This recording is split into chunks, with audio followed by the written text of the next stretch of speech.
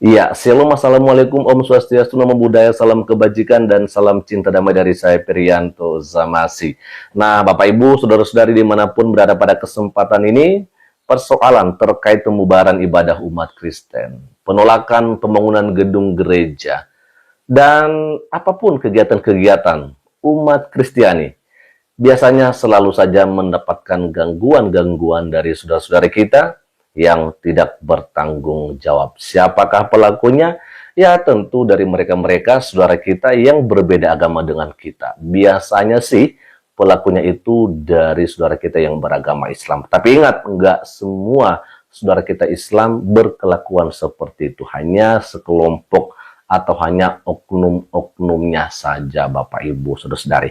Dan kali ini terjadi di Kota Medan, Sumatera Utara. Ada sebuah tempat ibadah yang kemudian akhirnya digeruduk oleh warga, yaitu Gereja GPT Kristus Jawaban.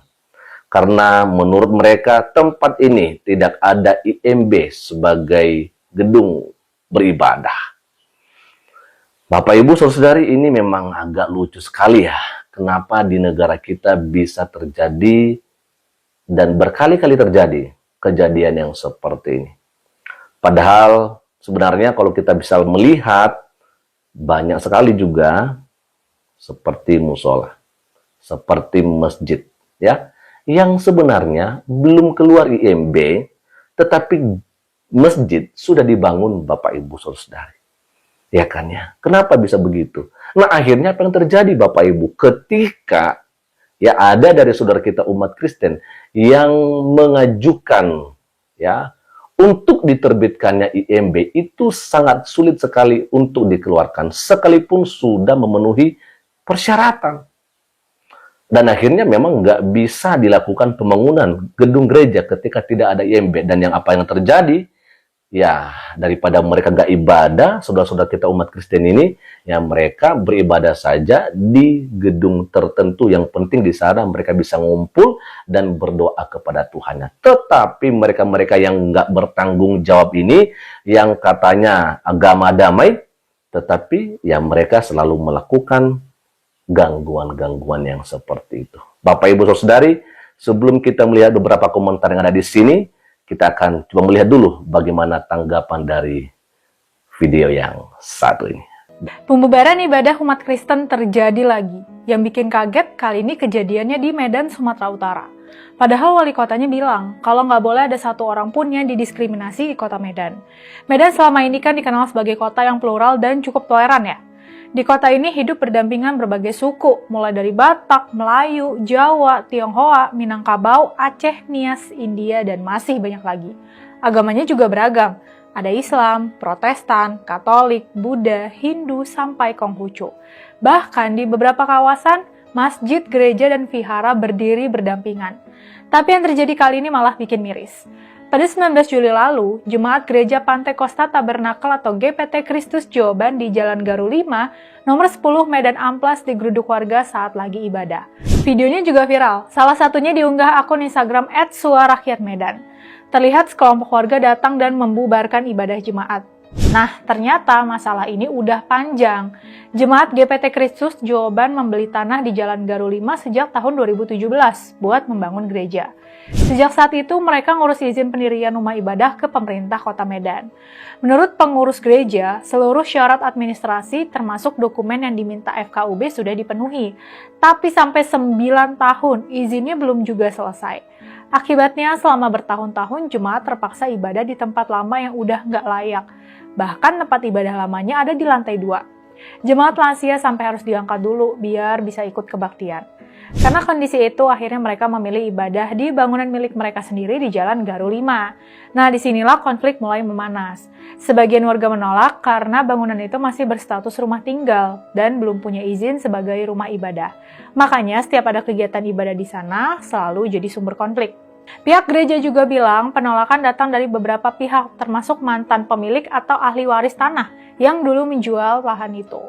Padahal menurut mereka sejak awal penjual udah tahu kalau tanah itu bakal dipakai buat gereja. Tapi beberapa tahun kemudian justru muncul penolakan. Netizen pun langsung ramai berkomentar, Bah, kok bisa di kota Medan kayak gini? Jangan buat keributan soal ibadah di Medan ya. Medan itu tinggi toleransi beragamanya, tulis seorang netizen. Orang lagi ibadah juga nggak ganggu siapa-siapa, kok malah dibubarin, tulis yang lain. Kita orang Islam aja bisa ibadah di rumah, di mana aja. Kok ini malah dipermasalahkan, tulis netizen lainnya. Nanggepin hal ini, pihak Kelurahan Harjosari 1 konfirmasi bahwa terjadi keributan saat Jemaat GPT Kristus Jawaban beribadah pada Minggu 19 Juli. Sekretaris Lurah Harjosari 1, Juan Ferry Lingga bilang, lokasi itu merupakan rumah tempat tinggal sesuai dengan dokumen persetujuan bangunan gedung atau PBG. Belum punya izin sebagai rumah ibadah. Menurutnya, masalahnya bukan agamanya. Warga bukan menolak agama Kristen, warga bukan melarang orang beribadah. Yang dipersoalkan adalah fungsi bangunan. Kelurahan ngejelasin kalau memang bangunan akan digunakan sebagai gereja, maka harus melalui mekanisme perizinan rumah ibadah sesuai aturan yang berlaku. Karena izin itu belum selesai, muncul keberatan dari sebagian warga ketika bangunan dipakai untuk ibadah rutin. Tapi ya balik lagi, karena udah 9 tahun izin yang nggak kunjung keluar, wajar dong kalau ibadahnya di rumah tinggal. Harusnya pihak kelurahan nggak cuma mengkonfirmasi atau klarifikasi doang, tapi ngebantuin perizinan gereja yang udah hampir 9 tahun itu. Yang jadi perhatian publik, kejadian ini juga nggak sejalan sama pernyataan Wali Kota Medan Riko Triputra Bayuwaas. Riko beberapa kali bilang kalau nggak boleh ada satu orang pun yang didiskriminasi di Kota Medan. Tapi realitanya, sampai sekarang jemaat ini masih harus berjuang buat bisa ibadah dengan tenang.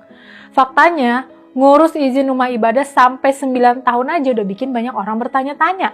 Kok bisa selama itu nggak ada kepastian? Kalau akhirnya jemaat memilih ibadah di bangunan milik mereka sendiri juga ya bisa dipahami. Soalnya gerejanya nggak kunjung dapat kepastian izin. Padahal kebebasan beragama itu dijamin konstitusi. Pasal 29 ayat 2 UUD 1945 jelas bilang, negara menjamin kemerdekaan setiap penduduk untuk memeluk agama dan beribadah menurut agamanya. Pemerintah harusnya hadir, memberi kepastian hukum baik buat warga yang keberatan maupun buat jemaat yang ingin menjalankan hak beribadah. Sampai konten ini dibuat, belum ada pernyataan resmi dari Wali Kota Medan, Riko Waas. Pemerintah harus bertindak tegas sama kaum-kaum kayak gitu. Kalau dibiarin berlarut-larut, konflik kayak gini bakal terus terulang. Sekarang saatnya Wali Kota Medan ngebuktiin komitmen bahwa di Medan benar-benar nggak ada warga yang didiskriminasi karena agamanya. Pak Riko Waas, ayo buktiin perkataanmu. Iya, dan langsung saja kita akan membacakan beberapa komentar yang ada di sini. Yang paling pertama sekali itu ada dari Joko Setio. Kristen ibadah diganggu, Islam ibadah mengganggu. Apakah memang benar seperti itu? Ya, lihat saja di realitanya ya. Ada juga komentar dari Erikon, lagu lama diputar lagi ya, bukan belum keluar, tapi izinnya emang digantung. Nggak ada izin nggak bisa ibadah. Nekat ibadah masuk jebakan Batman. Nah, ini dia persoalannya Bapak Ibu Saudara-saudari. Ya, dan ini memang bukan pertama kali terjadi ya di negara kita yang kita cintai ini. Sudah berkali-kali terjadi ya. Ada komentar dari Farelarden ya. Umat satu ini dimanapun di seluruh dunia emang bisanya cuman bikin keributan. Ya, Bapak Ibu, memang nggak semua ya saudara-saudara kita seperti begitu. Tapi memang pada kenyataannya ya kebanyakan ya seperti itu yang terjadi. Di mana ada mereka ini banyak terjadi ya peristiwa-peristiwa yang seperti ini. Sekali lagi nggak semua ya. Ada komentar dari Juri Bogor ya. Agama yang itu mengajarkan untuk diskriminasi agama lain. Ya sebenarnya mungkin setahu saya ya Bapak Ibu Saudara-saudari bahwa semua agama itu mengajarkan tentang kebaikan. Ya tetapi pada kenyataannya banyak oknum-oknum yang memang begitu mempunyai ya kedengkian seperti begitu. Sehingga ketika ada orang lain yang berbeda agama dengan dia, di samping dia, di tetangga dia, maka ya dia nggak mau Bapak Ibu Saudara-saudari ya. Nah, lalu berikutnya ada juga komentar dari Edward Huta Barat. Percuma di kabinet Prabowo ada Kementerian HAM dan APH, ternyata mandul dan impoten. Bubarkan, ngabisin anggaran negara yang sumbernya termasuk dari kaum minoritas. Bapak Ibu Saudara-saudari, inilah yang kita rindukan sebenarnya ya, bahwa pemerintah ini bisa bertindak gitu ya.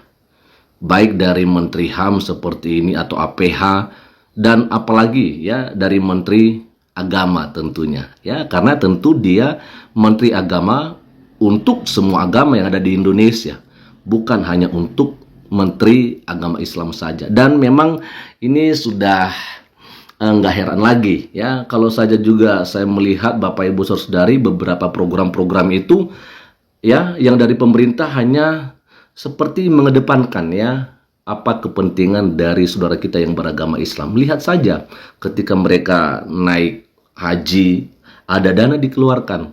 Nah, coba bayangkan Bapak Ibu Saudari beberapa waktu yang lalu ketika ada Natal. Nah, katanya itu dana Natal tidak dari APBN.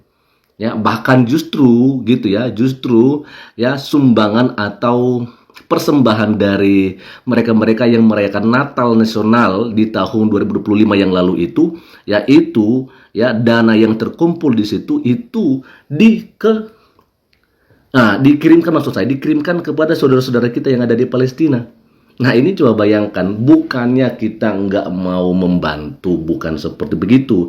Tetapi ketika ada acara yang diadakan oleh Kristen, tidak ada kucuran dana dari pemerintah. Nah, ini yang kita tanyakan, kenapa ya kalau misalnya acara yang dari saudara kita yang Islam itu ada begitu banyak keluar dana dari pemerintah untuk membantu, ya kan ya.